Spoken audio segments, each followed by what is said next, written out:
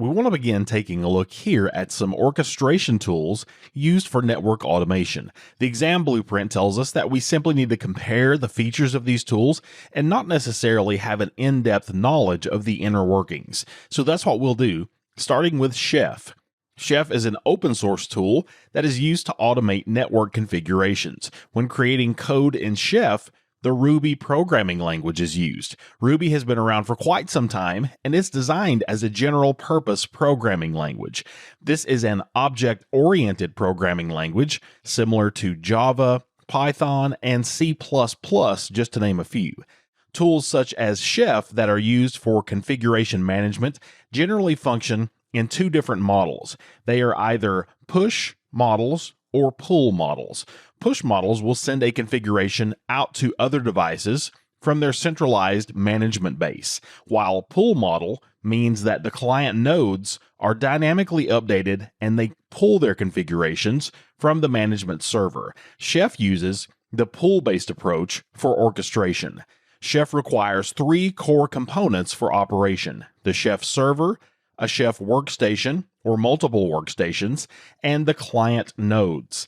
The Chef server is the central point in the topology, and this is where the configurations are stored, and also the place that the nodes in the network will communicate with in order to pull down configurations.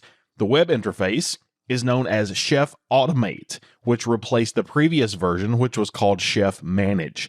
This is where you can log in through a browser to take a look at things on the server itself.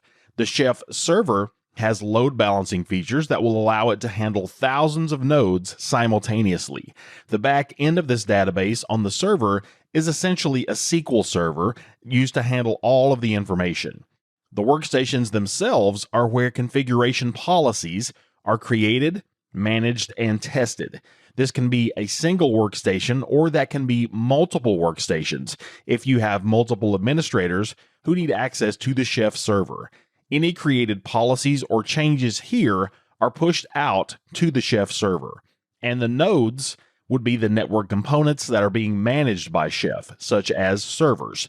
Each node would have a Chef client installed, which would communicate with the Chef server. The Chef client is responsible for the pull action. Remember, we mentioned earlier that Chef uses a pull model. So this client pulls down configurations to the nodes and applies them. These can be storage devices, containers, or both physical and virtual servers. Lots of flexibility with what Chef can manage. There is some terminology used within Chef that you'll want to be familiar with as well, starting with a recipe. A recipe is written in the Ruby programming language, and it contains configuration information. Each of these recipes must be contained within something called a cookbook, and cookbooks are simply collections of recipes and other files. These cookbooks are used to facilitate automated network device provisioning. The great thing about this is that you can create Ruby-based cookbooks and recipes to completely provision new devices automatically. All you have to do is connect a node into the network, install the Chef client, and then let Chef do its magic. On the workstation, there's a directory called the Chef Repo directory, short for the Chef repository. This is where the cookbooks themselves are created. The workstations will push out the cookbooks from the Chef repo to the Chef server, where the Chef server stores the cookbooks in its own repository called the bookshelf. The cookbooks are pushed from the workstations to the server using the knife command line tool, and the knife tool is the primary way that a workstation is able to communicate with the Chef server. This is how the contents of the Chef repository on the workstations are pushed out to the server. Knife does require an RSA private key because every push to the Chef server is authenticated through an RSA public key pair for security.